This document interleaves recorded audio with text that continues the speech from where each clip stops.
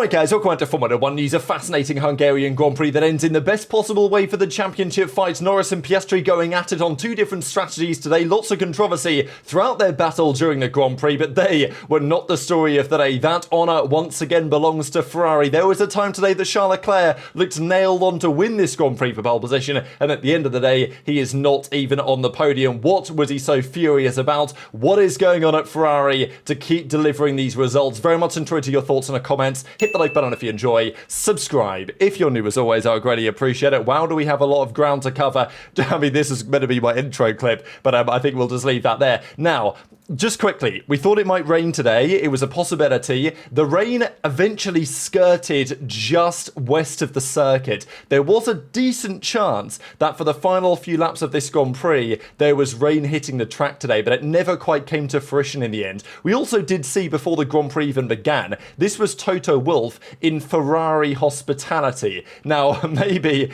I don't know what they need to do. They need to look at the operations at Mercedes and when they won their year's championships, because, you know, what a shambles from Ferrari today. But it was interesting because Fred Vasseur was in Toto Wolff's hospitality at Mercedes yesterday, and now Toto Wolff is at Ferrari today. So what's going on there? What does it mean? What were they talking about? Good questions. Apparently he refused to say what the context of those discussions actually was. Red Bull, another team worthy of note. Max, after yesterday's qualifying, said he does not think he will win another Grand Prix this season under normal circumstances the way that it is. He simply cannot do any more with that car. And yeah, Yuki had a torrid race today again, but Max literally could not pass Liam Lawson in a racing ball. That is a Liam Lawson who was a million miles away from Max's pace earlier this season when they were briefly teammates, and Max simply couldn't do anything about it.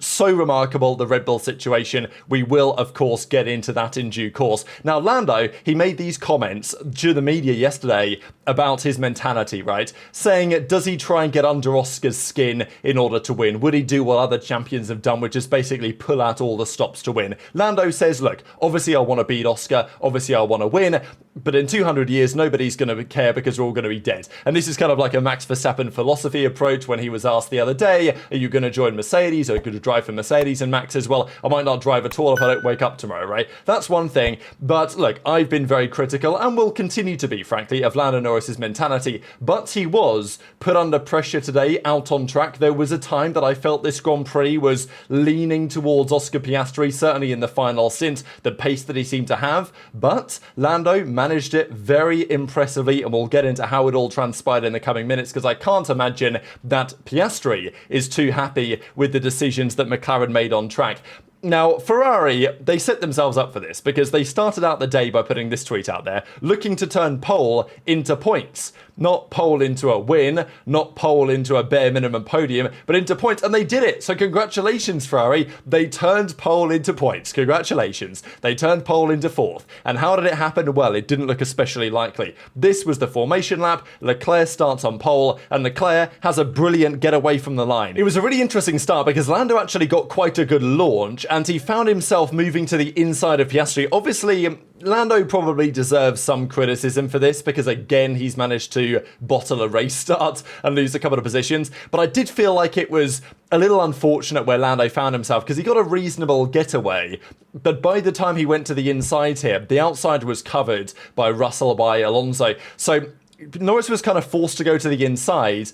And then, I mean, what he doesn't want to do is stick a nose down here, take out Leclerc, take out his own teammate. So Lando goes very conservative on the brakes very early, and eventually gets overtaken by two drivers. So again, Lando probably should and could have handled it differently, but in the end, it actually worked out quite well because he wasn't really challenging the two leaders. They had their own strategy battle, and it allowed Lando to take advantage of the situation as it presented itself. So Lando was shuffled down to fifth, Leclerc got out in front. And to be fair, I mean, this was doing the rounds again. Yellowstella did that video the other day about Norris being a race start bottler, and then, well, it kind of happened again.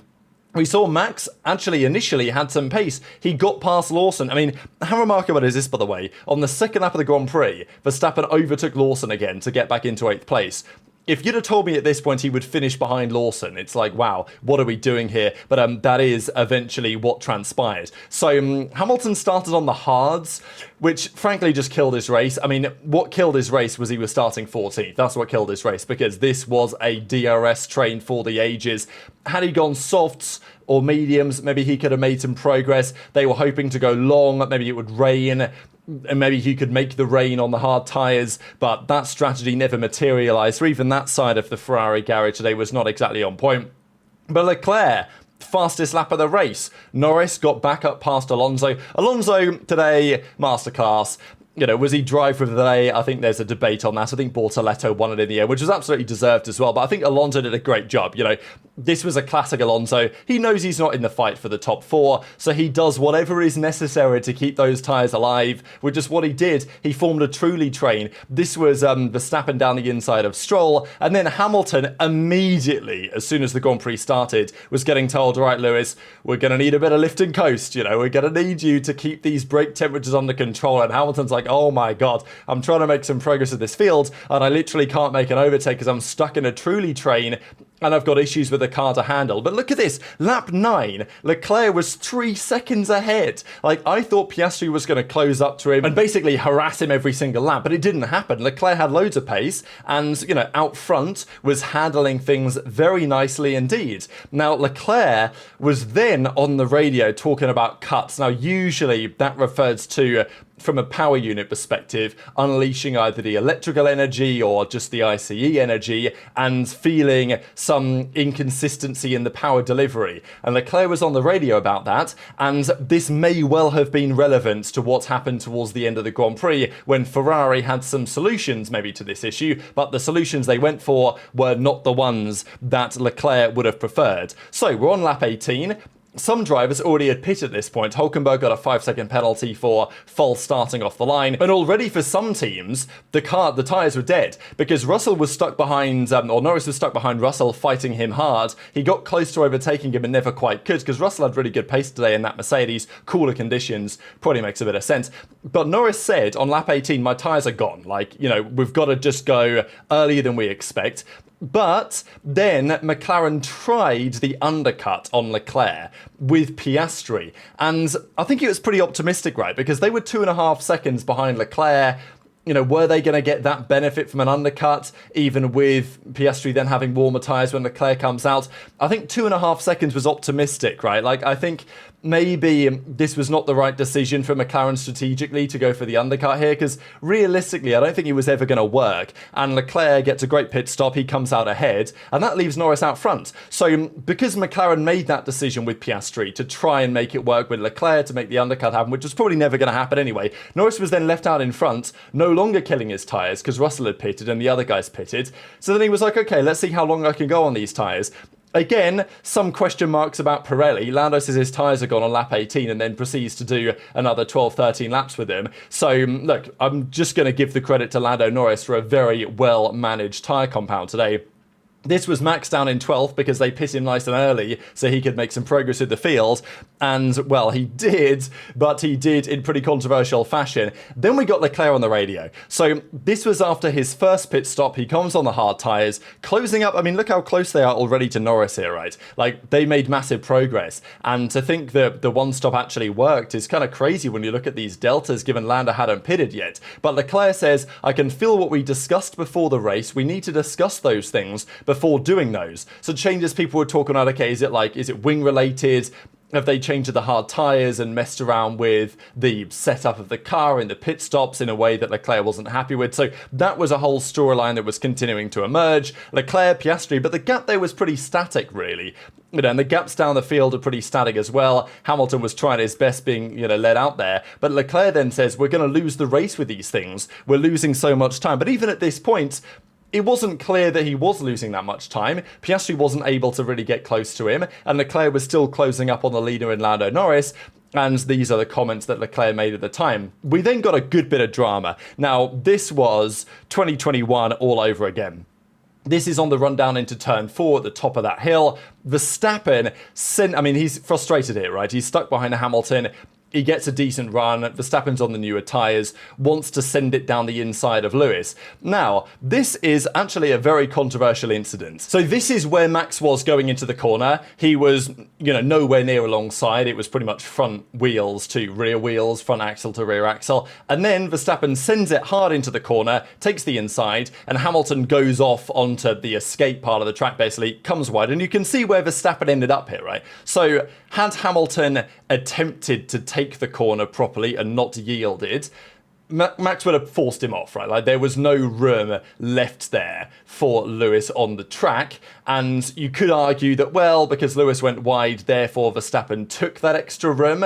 But I think the amount of speed that Verstappen took into the corner, this was a 2021 style situation. There really was no attempt, I didn't think, you can see here, right? So Max sent it into the corner heavily up the inside. Max was always, Max was never going to be able to give enough room here for Lewis on the outside. He comes all the way up to the wall and, Max takes the corner, pushes Lewis off the track as far as... And okay, Hamilton drove off the track of his own volition. There was no contact here. That is critical to note.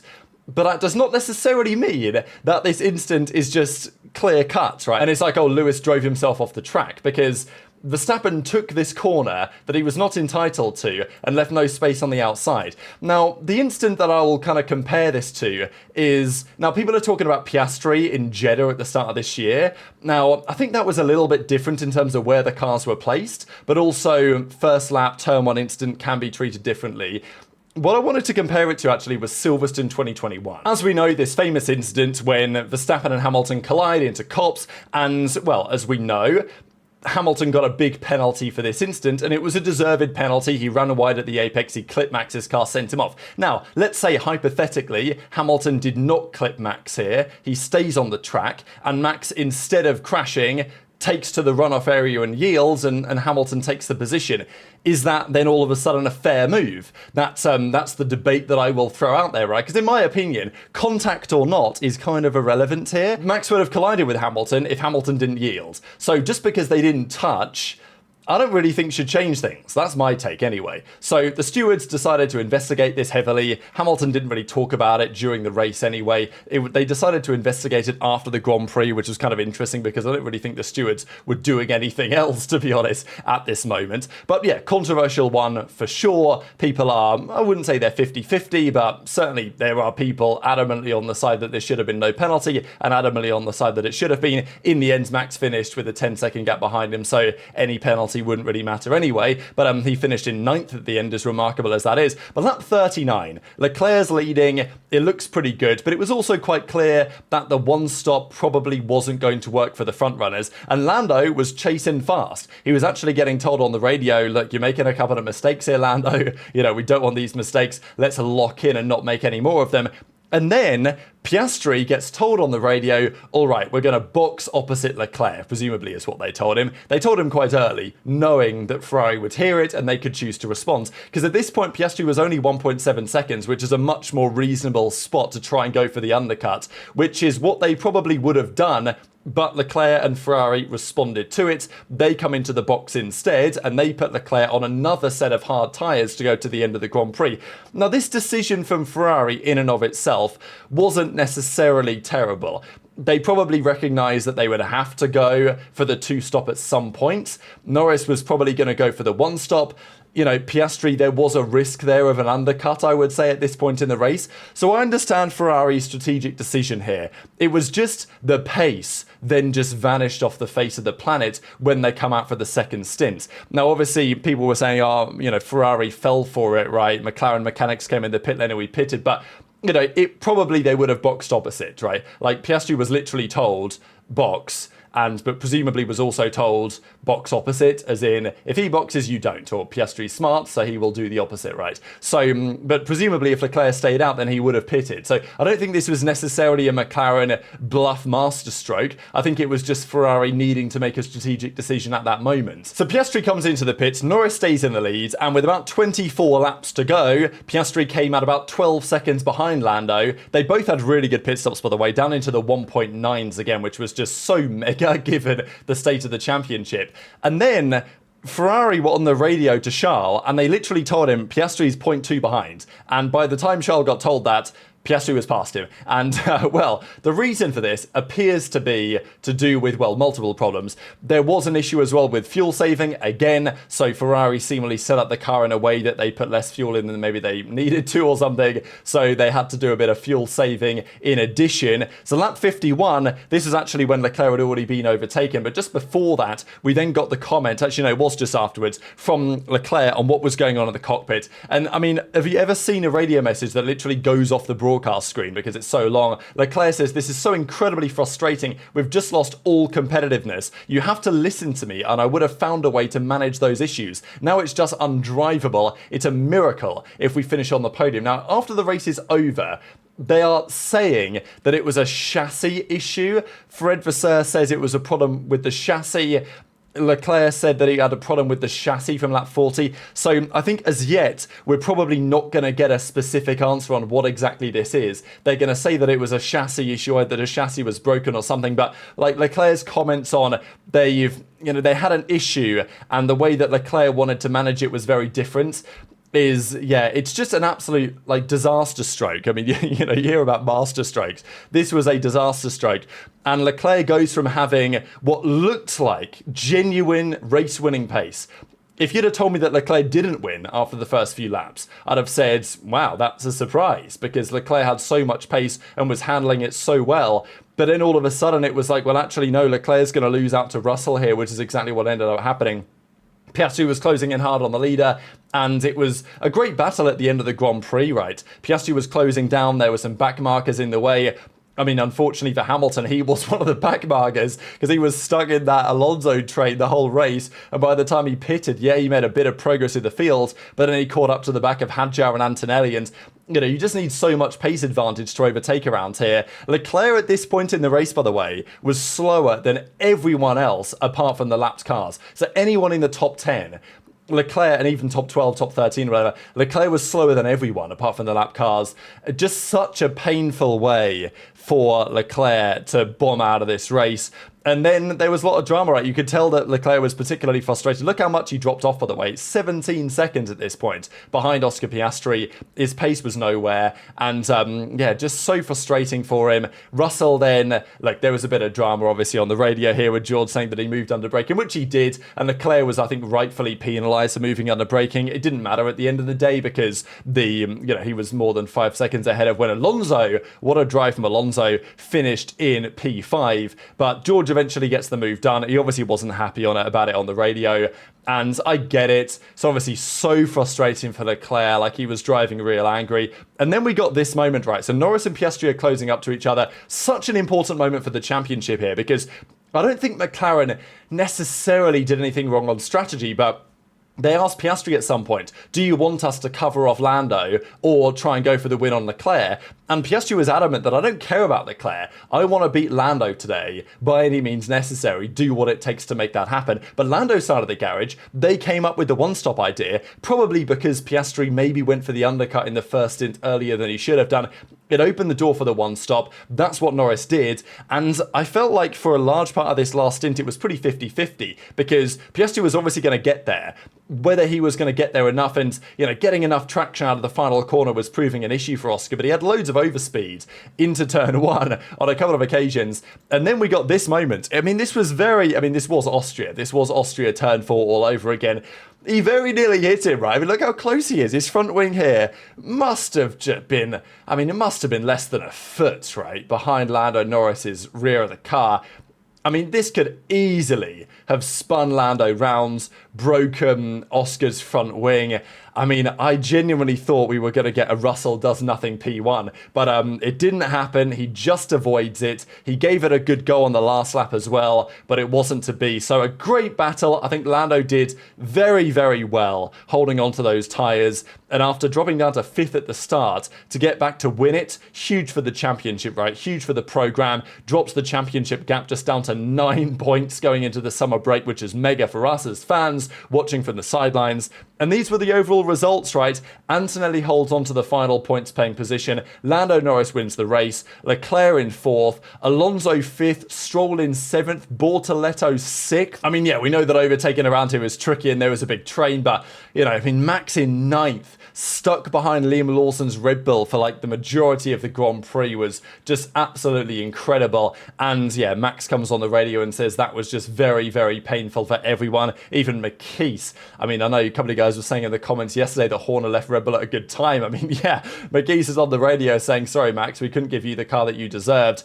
But really, it was Ferrari today from top to bottom who just had an absolute nightmare. Vasseur also implies that there might have been some engine-related thing, as we mentioned, because Vasseur says that the engine thing that Leclerc was discussing with the cuts, I guess, is something that can give a second or take a second. It had nothing to do with the 2 seconds per lap we lost in the end. So he says that it wasn't engine-related. You know, does anyone buy the idea that it was, oh, the chassis was broken or something? I mean, Leclerc says we had an issue from lap 40 on the chassis. So, yeah, I don't know. It's probably not the real reason. They probably won't get into that for coming days. I'm sure there will be sources and rumours as to exactly what happened today. But, man, Leclerc, when he comes on the radio, Ferrari fans' hearts usually sink, and for rather good reason. So, great race. Loads of storylines to discuss going into the summer break. Very much intrigued to your thoughts on all this stuff in the comments below. Hit the like button if you enjoyed. Subscribe if you're new as always. Thanks for loads of new subscribers over the last couple of days. Take care, and I'll see you next time.